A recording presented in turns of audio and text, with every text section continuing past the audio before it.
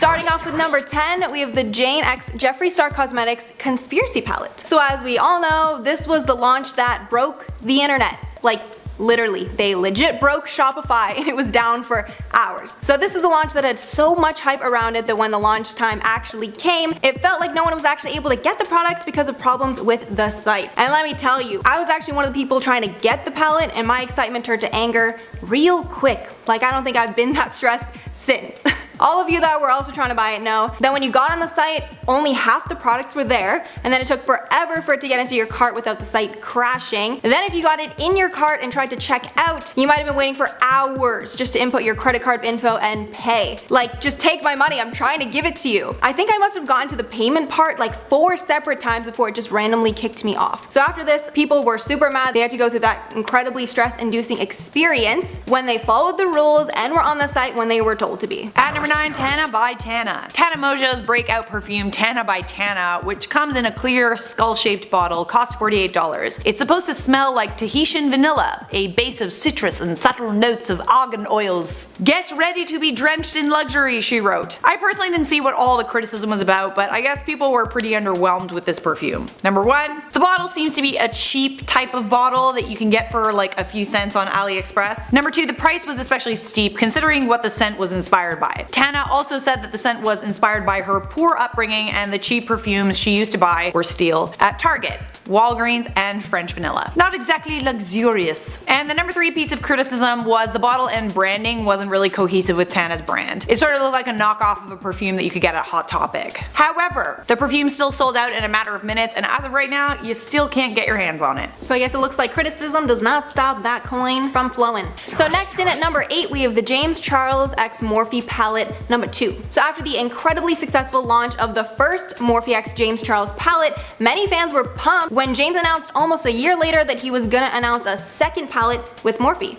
So after the much anticipated launch, fans were really confused when the release was just a mini version of the original palette. James said that the new launch had all the same colors, just in smaller sizes, and that it would make the palette smaller and easier to bring around, and it would be much cheaper, which some of the fans were definitely pumped about. But he also got a ton of backlash for basically hyping it up so much and claiming that he worked for close to a year on it just for it to be practically the same thing. Fans also claimed that this looked like a super obvious money grab, something very low effort that Morphe and James knew would sell. But James clapped back in the best way possible, making fun of the launch and criticism by saying he was gonna launch a medium and then an XL version of the palette.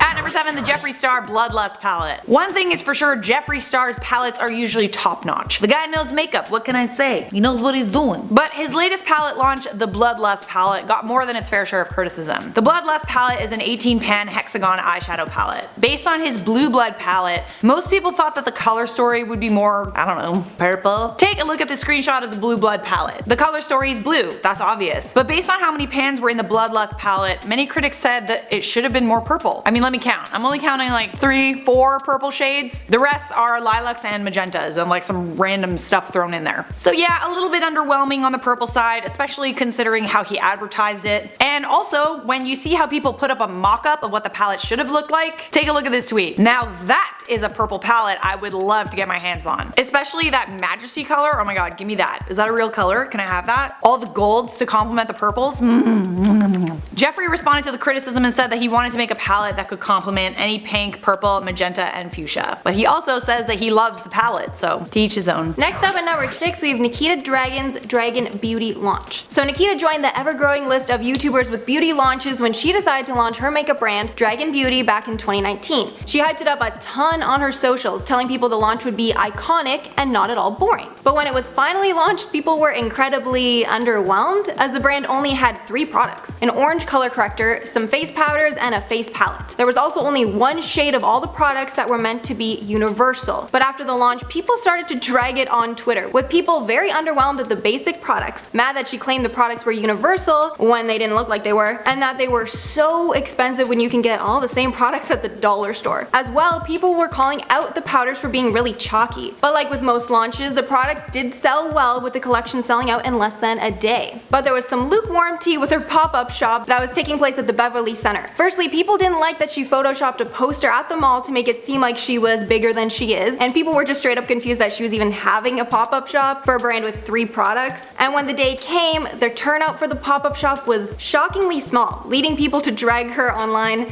some more. Honestly, I kind of feel bad for her about that one. Halfway there at number 5, it's Tati's Blendiful Puffs. In early January 2020, Tati launched an $18 set of makeup puffs called Blendiful. They're washable puffs that you use to blend your makeup instead of like a beauty blender. People were raving about the quality and the finish, and I almost bit the bullet. As someone who wants to be more environmentally conscious, this product seemed like a fantastic idea, and there were hardly any other products like it on the market. The problem came when people tried to wash them. Customers went on Twitter to complain that their Blendifuls ripped apart at the seams after just one wash. Here's a couple of tweets. So Tati Beauty, I love my Blendiful, but while simply washing it and not even that rough, it literally ripped at the seam. What can I do? I barely used it long and I don't think that is right. I was not rough with it at all. Next, I know some people have had issues with theirs tearing after the first wash. I haven't even washed it yet. Anybody had any success fixing this? I'm sad because I love Tati and I really like it, but for $18 I expect it to last more than a day. Yeah, I feel like that's fair. Tati did not really respond to the criticism. She just apologized for not making a tutorial before it was released, addressing different complaints where people just didn't know how to use it. Then sliding on into number 4, Jeffree Star Cosmetics Magic Star Concealer. Another crazy scandal with launches happened when Jeffree Star was on the brink of releasing his Magic Star Concealer. Jeffree revealed in a video titled "My Concealer Line Was Stolen and Leaked, 2.5 million of makeup hijacked," that essentially the makeup mafia broke into one of his warehouses and stole $2.5 million worth of the new concealer. Star says in the video that they stole an entire shade of the product, making him unable to do a launch now. Then a few days later it came out that the makeup was trying to be sold on the internet. An investigator he had hired found the first image of one of his products. A concealer that Star had not even announced yet appeared on Facebook's marketplace. Law enforcement then tracked down the Facebook user and they are now facing the full force of the legal system. Then after that he had to recover the stolen products before the launch, which at that point was of course delayed. Alright, at number 3 we have the Kylie Cosmetics Applicator. Kylie Jenner was forced to change the applicator of her lip glosses after customers and huge beauty gurus like Jeffree Star tweeted about their disappointment with the applicators. He tweeted, "So I got the new Kylie Cosmetics lip glosses. So disappointed in this product. That wand is unacceptable." Jeffree wasn't the only one, and he actually went on a Twitter rant about the applicator. Apparently people were receiving their products with smashed up, frayed, and damaged wands, and they came like that fresh out of the box. Not exactly a good look and not a great way to start your brand. Anyways, Kylie actually took the criticism and promised to change the brush design and send her unhappy customers new brushes so they can actually use and enjoy their lip kits. And at number 2 we have Kylie Skin. After Kylie had gained tons of success with her traditional makeup products like lipsticks and palettes, she decided to take even more of our money by launching Kylie Skin on May 22nd, 2019. However, even before the launch, people were incredibly skeptical. The first thing that caused tons of controversy was her walnut face scrub, which she was releasing as part of the line. After it was announced that the walnuts would be in the product, everyone pretty much lost their shit. Especially dermatologists, who claimed that the product was far too abrasive to be used on the skin. But after all the backlash, Kylie made a statement that it was safe and people just kinda let it slide. But then right after the launch, she posted a video to her Snapchat and Twitter of her washing her face with the foaming face wash. And people had a lot of problems with this video. Firstly, people were pissed that she used a filter because come on, the whole point is to show how the product is working, and she was basically making her skin look way better with a filter and not giving an accurate look at the product. Then secondly, at the very end when she was drying her face with the towel, she basically like scrubbed her face and then you can see so much makeup on the towel, basically showing that her cleanser didn't do anything. So after all this, people still had problems, saying that it was overpriced and the products were really subpar. Jeffree and Shane even made a video reviewing the product where they were low-key throwing shade the whole time. So yeah, she made tons of money, but there were definitely plenty of bumps in the road on this one. And now for the bumpiest road of all, or shall we call it bumpy lipsticks. At number 1, Jaclyn Hill's lipsticks. I know we've talked about this launch a few times on this channel. This is without a doubt the worst beauty YouTuber launch ever in the history of beauty YouTuber launches. So I won't spend too much time reviewing it. We all know what happened. If you don't, basically Jaclyn Hill released highly anticipated lipsticks and they turned up with fibers, holes, lumps, plastic beads, and quite possibly even mold inside them. Many customers said the lipsticks turned up melted and squished. It was a disaster. Quite possibly the worst part of this disaster is how Jaclyn responded to her upset customers. When the first negative reviews were coming out on social media, she shaded the customers instead of listening to them. But then even more and more complaints started coming out and it became clear that this was not one isolated issue. It was a problem with the whole batch. batch of lipsticks. She then made an angry response video where she essentially yelled at her customers and explained that the lab workers had used fuzzy gloves in a lab, which by the way was a debunked claim because in a video posted to her website, you can see the employees are wearing rubber gloves. In an update video posted after a 7-month-long hiatus, Jaclyn explained that her first launch was a fail and it's up. She said, "I did not have a quality control team big enough to handle what I was doing, and it's important that you guys know how sorry and embarrassed I am." She said she fired a lot of people over the failed launch and she hired a bunch of new people. She also built an entire quality control team. No one really knows what went wrong. Marlena Stell said that she warned Jaclyn about the lab she enlisted to make her products. Apparently it's not the greatest. I still don't understand how there could be so many problems with one batch of lipsticks. Yeah, it was debunked. It was fully debunked because she had a video on her website of the plastic. it was like a promo video of her like in the lab making the lipsticks, and like you look at the employees and they're all wearing rubber gloves. People, why are we still buying her products? Like, not trying to shade, I'm sure she's a nice woman, but it's sad because like those lipsticks looked really nice. Looked good. They looked really nice. They're the greatest. Yeah. It's kind of too bad, but anyways. YouTuber beauty launches are becoming a dime a dozen, with beauty gurus doing what they can to make a quick buck. That's why the quality of these launches varies so much between influencers, because it's clear that some took their time to make sure it was right, while others just basically slapped their name on it and dipped. Starting off at number 10, we have Nikkie Tutorials Too Faced Palette. Nikkie Tutorials was one of the first beauty gurus to do a mainstream collab. That's why it was so much worse when it was a total flop. And she knows it. That's why in her last palette launch video, she said, quote, "After quite some years, I have found trust in a brand again to create an eyeshadow palette. I haven't collaborated with the brand in years. We all know my first one." The collab happened back in 2016 and it was with Too Faced. The product was a palette along with a bundle of other stuff. Drama first started when fans who purchased the palette claimed it was poorer quality than what Nikkie's own swatches and reveals suggested in her launch video. And tons of Nikkie's fans have all agreed that it was just terrible quality. But more shadiness was brought up when Jeffree and Shane did their huge docu-series on makeup, with Jeffree saying that Nikkie made Too Faced millions, while she was only paid a measly $50,000 flat fee. Nikkie confirmed those rumors from Jeffree when she tweeted out, "I signed my contract with Too Faced back then because I was naive and didn't know better. At the end of the day, I signed it, it's my own fault. But what I'll never forgive is that allegedly they changed the palette's quality behind my back. Thousands of negative reviews and I was clueless." Yikes, Too Faced is just so shady. And at number 9, we have Kylie Cosmetics brushes. Back in 2017, Kylie launched a set of brushes. But these weren't just any brushes. They were a $360 brush set made from natural hairs. And naturally, everyone was wondering if they were worth it. The overwhelming consensus was no.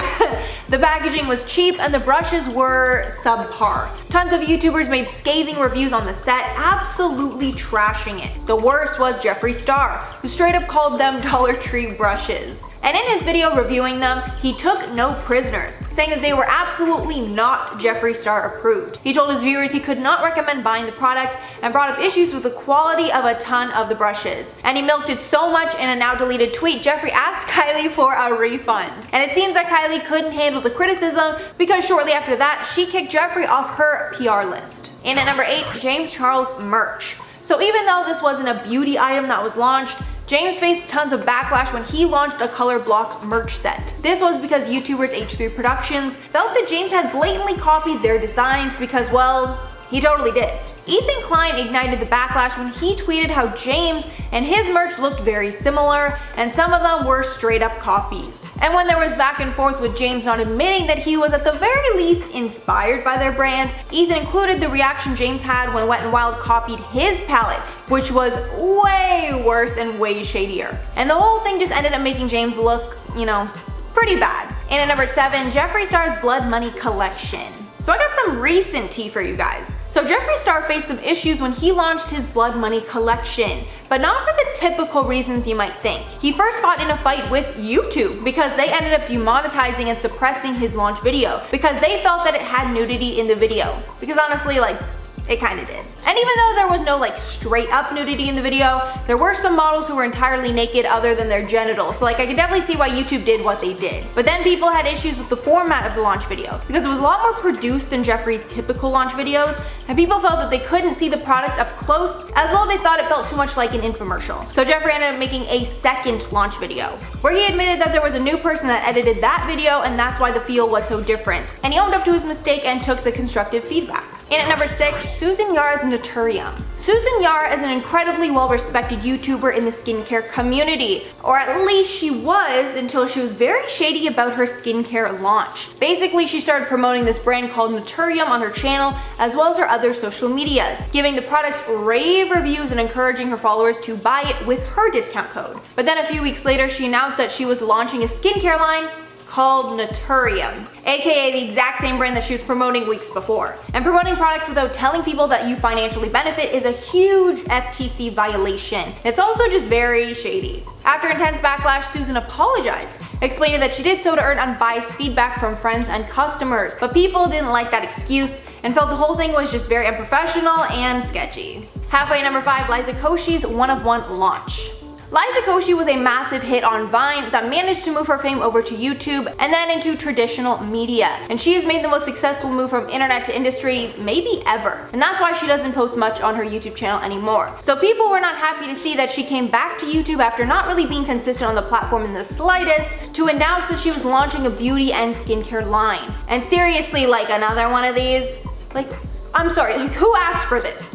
The answer is nobody. So of course, the reaction was that Liza needed to stay in her own lane and that someone who is literally known for always wearing incredibly minimal makeup has no business launching a beauty line. Now I personally don't know why she didn't just launch something more true to her brand as a comedian. I'm personally just not loving this at all. If James Charles wants to gatekeep this one, I'll let him. And at number 4, Jeffree Star's Cremated collection.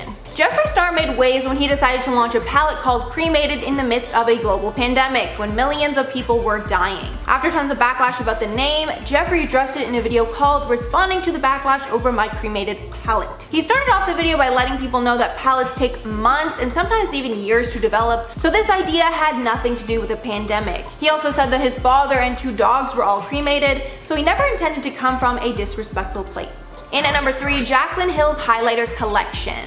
After Jaclyn's disastrous lipstick launch, she took some time away from the beauty world, but she then decided to make a return with a highlighter launch that literally nobody asked for. And there were many complaints about this launch too. Firstly, people called out the PR packaging for being insanely wasteful, like there was no reason for it to be so big for just some highlighters. People also hated that after not posting for months in light of Lipstickgate, she came back on just to promote another product, not actually trying to win back any of the trust of her audience. Also, this one had disastrous logistics issues, with people getting sent incomplete orders and then no acknowledgement that they were missing some of the products. Then one person posted that they only ordered 1 highlighter, but they actually received like 15 of them for some reason. There was also an issue with Jaclyn sending PR to some micro-influencers, but only sending a fraction of the products to those with a smaller following. So just really not a good look overall for Jaclyn. And at number 2, James Charles Instant Influencer. This next James Charles one wasn't a product, but it was the launch of his beauty competition show, Instant Influencer. When the lineup was announced, there were issues about diversity in the show.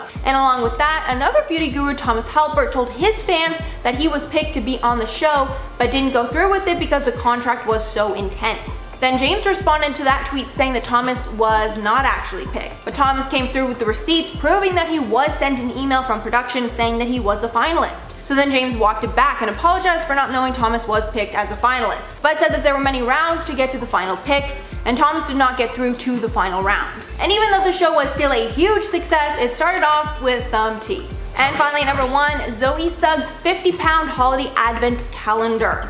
This is one that is always talked about in these kinds of videos, because Zoe Sugg thought she could get away with charging 50 pounds for an advent calendar that should have been sold at the dollar store. And almost as soon as the advent calendar hit the shelves, fans and followers of the YouTube star felt outraged, with people thinking the products were extremely subpar for the price. With the 12-door calendar containing prizes like a pen, a room spray, a cookie cutter, and a notebook. Then to make things worse, she didn't even address it in a proper apology, but instead she just made a few comments about it at the end of a regularly scheduled vlog.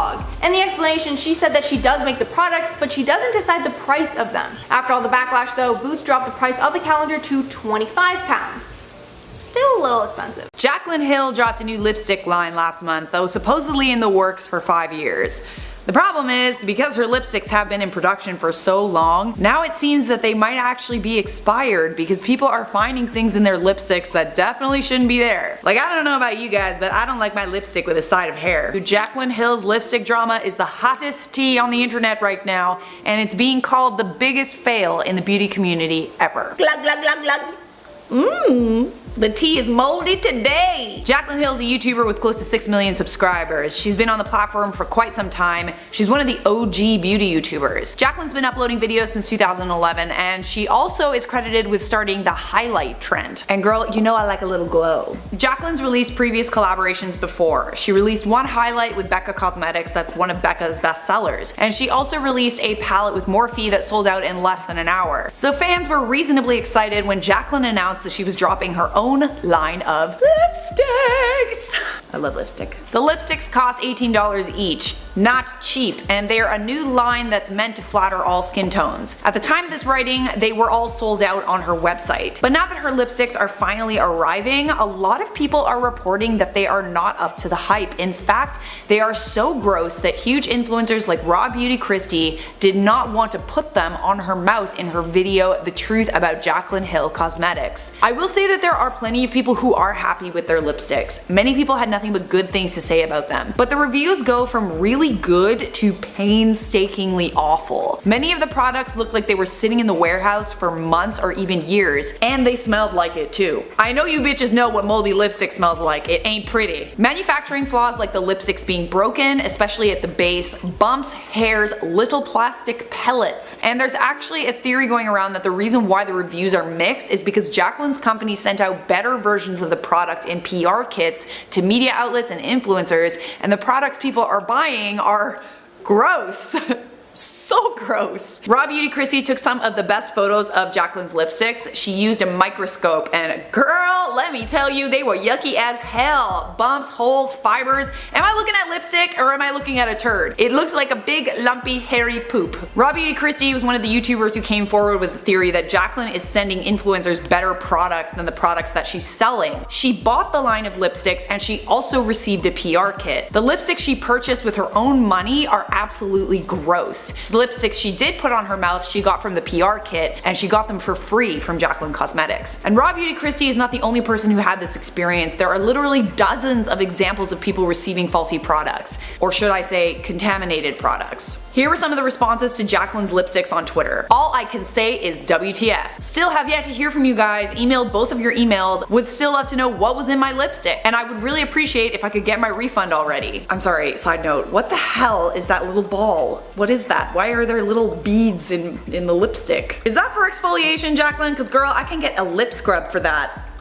Okay? And here's another after one swatch. Disappointed is an understatement. Jaclyn has responded with 2 tweets that said, "I'm so sorry if the product you received was anything less than perfect. If you're unsatisfied in any way, please contact help@jaclyncosmetics.com and we will be sure to give you a full refund as well as send you a new product." Jaclyn, I don't want any more of those lipsticks. Just give me my money. She also tweeted out, "My team and I are working very hard to find out exactly what is causing the grittiness and bumpy texture on some of my lipsticks. I am so sorry to see some of you dissatisfied with my product. I will make it right for you and learn from this mistake, that's a promise." While that does sound somewhat promising, these damage control tweets were posted only after Jaclyn clapped back when she was called out by a Twitter user who had swatched one of her lipsticks. The tweet said, "Why is my Jaclyn Cosmetics decaf lipstick lumpy? Jaclyn Hill, this can't be okay, right?" But Jaclyn said in response, "You posted swatches 2 days ago loving the lipsticks. Now you're wondering why it's lumpy? It's obvious this lipstick is used and not fresh from the factory. Like any other lipstick, if you used other products, have dry lips, etc., things like this can happen." This tweet from Jaclyn was not the way to handle this situation. This is one of her customers, okay? A customer who spent hard-earned money on a product she was excited to buy that was made by a YouTuber whom she was a fan of. She has every right to voice her opinion, especially when the product is not sanitary and hairy theory, and as a result of Jaclyn's response, she got a ton of negative backlash from fans who accused her of being snarky. Jaclyn deleted her tweet after finding out that this was not one isolated incident. She said, "Honest to God, I have not seen one other person complain about this, and I take my reviews very seriously. It's obvious the lipstick was used, you could see other product on the top, and since her first review was great, it's hard to know the actual issue." Okay, so listen, I know you guys don't know me that well outside of YouTube, but I am a lipstick queen! I think I probably have about 100 lipsticks, and that's after I threw out a bunch of them. I know my shit, okay, and I never buy cheap lipstick. I stick to MAC or Charlotte Tilbury, even though they're a little pricier, but you know what, it's worth it. So if I'm spending $18 plus on a lipstick, that lipstick better be perfect. There better be no hairs to be seen. Also, how do you get fibers into lipstick? Do you drop like a teddy bear into the mixture or something? Because I don't understand how a fiber can end up inside a lipstick at all. Like literally at all. Please correct me if I'm wrong, I'm not a scientist. Are lipsticks made of little tiny plastic hairs that didn't melt properly? I don't know. Some people were saying on Twitter that the hairs that people were finding on the lipsticks weren't hair at all. They could be bacterial growth, as in mold. Which, I'm sorry, is like 10 times worse than hair. That is just, ugh. Here's a tweet. "No, it's not hairs, this is bacterial growth. These products need to be recalled immediately. This ain't mango butter, people. Please do not continue to use. This is a health issue. Jaclyn Hill, what the hell is wrong with you?" Now, I'm not exactly sure how true that is. There obviously needs to be some sort of test done on the lipstick to figure out what those hairs are. But I've also seen people pulling out long hairs, like not just tiny little fibers. At least you know those ones aren't pubes. So what the heck is going on, and how did all these like hairs and bumps and beads end up in Jaclyn's lipstick? It seems like Jaclyn Hill has to have her Twitter taken away because she came forward with some very strange explanations for the little hairs people are finding in her lipsticks. She said on Twitter, "If any of you are receiving lipsticks like this, please know that this is not hair. My factory used brand new white gloves to do quality control, and they shed all over my product. We switched to rubber gloves 2 days ago, and we'll make sure this never happens again." But people were quick to point out that Jaclyn Hill lied in this statement because Jaclyn posted a behind the scenes video on her website that shows her wearing blue rubber gloves. Not whatever like furry gloves she's talking about. In the background of the video, it also shows people working in the lab wearing the exact same rubber gloves, and also workers who weren't wearing gloves at all, which is not sanitary. The company then came forward with another statement. "In rare circumstances, some lipsticks were exposed to high temperatures or the raw materials were not blended thoroughly, and that is not acceptable to us. As of now, we are seeing less than 0.1% with issues, but we see your complaints on social and want to fix things." Jaclyn also released an official statement that said, "The response to the launch of Jaclyn Cosmetics has been incredible, incredibly hairy. Of the incredible volume of orders that were placed at launch, we believe less than half of 1% of orders were impacted by compromised product. We are actively reaching out to our customers with questions and concerns and have added to our customer service tier to make sure that any questions are swiftly addressed. We love our customers and are proud of our successful launch." Sure you are. My thing is like, who the heck is doing quality control at Jaclyn Cosmetics? Shouldn't there be someone testing products? It's so baffling to me that if this product was tested at all, that none of the problems would have been found. I don't necessarily think that this is Jaclyn's fault. It's clearly a problem with the lab and Jaclyn is getting the blame for it, but after all, this is her brand. Jaclyn claims to be a perfectionist, which is why her line of lipsticks took so long to launch, and now that the lipsticks have launched, they are not even close to perfect. They're a complete disaster. It is clear that someone did inspect the PR kits that were sent out to influencers that were going to review the product and essentially advertise them, so why wasn't that kind of quality control done for the people who were actually spending their money? I do believe that Jaclyn knew to some extent that her products were faulty because there's actually an Instagram story of her picking off something on her lipsticks. This is equally as nude, but it is a, oh my gosh, what is on there? It is a, sorry, this is my personal collection I'm using right now. Are you kidding me?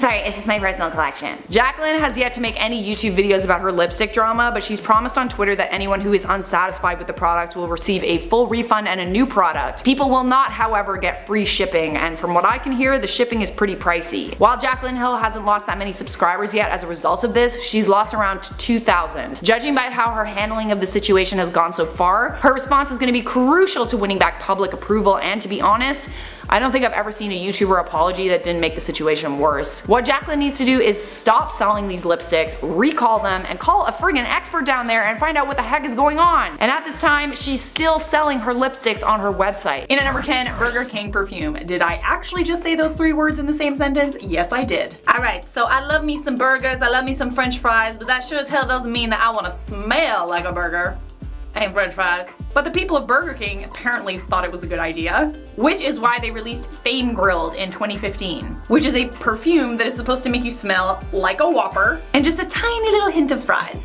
The advertisements looked like this: flame grilled fragrance. It was available for 1 day only, and as far as I know, I think it was only available in Japan. So they did release this at the end of March in 2015, so everyone kind of thought that maybe it was like an April Fool's Day joke, and it did actually release on April 1st. But it wasn't a joke. No, it wasn't. It was real. This was actual perfume, and honestly, I feel like we could have lived without it. In at number 9, Skinfood and Snoopy. We all grew up with Snoopy. We all loved Snoopy, but Snoopy inspired skincare? It doesn't really make sense. The Korean beauty company Skinfood released a Snoopy collection in 2016 that consisted of a Royal Honey Essential Mist, Royal Honey Moisturizing Cream, marshmallow scented hand creams, a hydrating honey mask, and whipped body cream. They also released 7 nail polishes and nail decals. Basically, what this launch was just like a bunch of beauty products with Snoopy's face on it. Now listen, okay, if you're a fan of Korean beauty, you know that it's often associated with, you know, cuteness. That's how they market their stuff. Cuteness, cute animals, cute characters, cute candy. So this type of packaging really isn't out of the ordinary, and I mean, I'll get to that later in the video as well. I just personally associate successful collabs with a makeup company and a style icon, or a makeup icon. Snoopy is not what I would call a style or makeup icon, if you know what I mean. In at number 8, Lisa Frank Glamour dolls. Okay, so who was a huge fan of Lisa Frank growing up? Anyone else like hoard the stickers in a chest and like not actually put them on anything? That was me. My friend made an entire door of them. She just stuck all the stickers to her door, and I was like, why would you waste it? Just hoarding my stickers like, no one will touch them. I actually had a friend steal my Lisa Frank stickers. That friendship was over very quick. So in case you haven't guessed by now, I was obsessed with Lisa Frank, and a lot of other people were obsessed too. So when Lisa Frank and Glamour Dolls announced that they were doing a collaboration on a bunch of products, people were stoked. Glamour Dolls started a Kickstarter campaign, and people started pre-ordering like crazy. The pre-order started in February 2017, and it wasn't supposed to launch until September. And all the packaging basically just took me back to when I was like 10 years old, and I had all these like notebooks and stuff. It was really cool packaging. But here's the tip, my dear. The collab was supposed to be released in September of 2017, but it never was. The Kickstarter earned more than $370,000, and another 300 grand was raised on Kickfurther. All the products were never really like released officially. Customers reported that they never received their products. Some customers did, oddly enough, and then other customers reported that they never even got a refund. Now when you look at the Kickstarter page, all that's there is a notice that says this content has been removed by Kickstarter due to an intellectual property dispute. Not sure what that's about.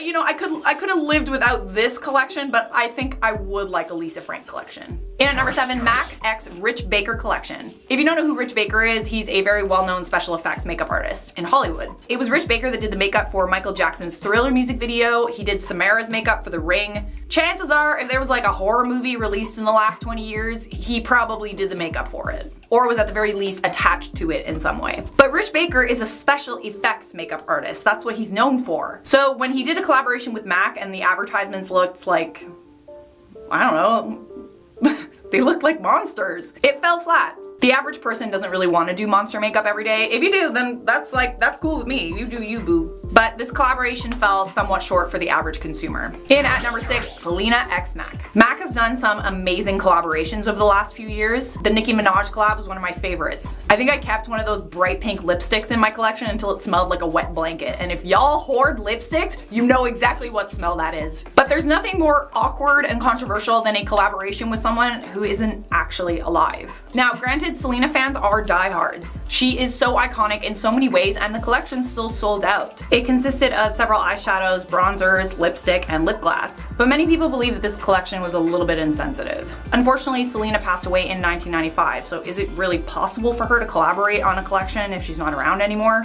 I mean, no it isn't, but I guess it's inspired by Selena. In at number 5, Etude House and Hershey's Chocolate. Remember how I said that Korean beauty is marketed around a lot of like cuteness, like cute characters and cute chocolate and candy, cute colors? When I watched Jeffree's review on this collection, I was just like, wow, what a cool idea. The packaging was so cute and it looked like actual candy bars, especially that one little square that looked like a cookies and cream Hershey's chocolate. And I actually didn't mind how small the palettes were. But according to Jeffree Star and other people who bought the collection, the lipsticks were dry, the brushes were low quality, the pigmentation just wasn't there, and it didn't even smell like chocolate or cookies and cream. I mean, I feel like that's kind of like a no-brainer, no? Doesn't Beauty Bakery smell like cookies or something like that? Isn't there a lot of makeup brands that like infuse, you know, kind of cookie and candy smell into them? Anyways, it didn't smell sweet, it smelled like chemicals. And at number 4, CoverGirl X Star Wars. In August of 2015, CoverGirl announced their collaboration on a line of limited edition makeup with Star Wars, The Force Awakens. There was a lot of hype around this product, particularly because it was designed by makeup icon Pat McGrath. It's clear that CoverGirl was trying to market to the Star Wars fan base. Star Wars is a $37 billion franchise. Unfortunately, this collection did not possess the Force. It had 19 pieces in total, but many of the products were like, I don't know, weird.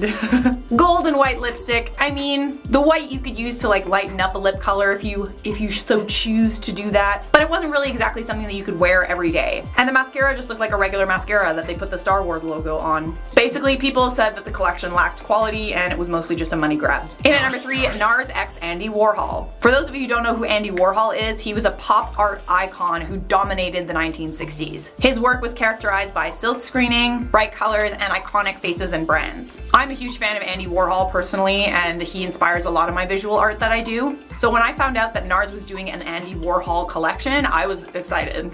But not everyone loves sporting bright colors. And the collection was almost too bright for the average person, and too bright for people to realistically spend NARS price money on. There was also a little bit of an issue with the color stories, like with the case of the Debbie Harry palette. Yes, it's a 1960s, 70s themed palette, so the colors reflect that. The bright turquoise eyeshadow was something everyone wore in the 1960s. Bottom line is, if you weren't a fan of Andy Warhol or the 1960s or the 70s or 1960s makeup, you probably weren't gonna buy this collab. In at number 2, ColourPop X Sailor Moon. Okay, I feel like y'all are gonna come for me in the comments. I decided to include this one based on the reviews that I've seen. The response to the product has been pretty mixed.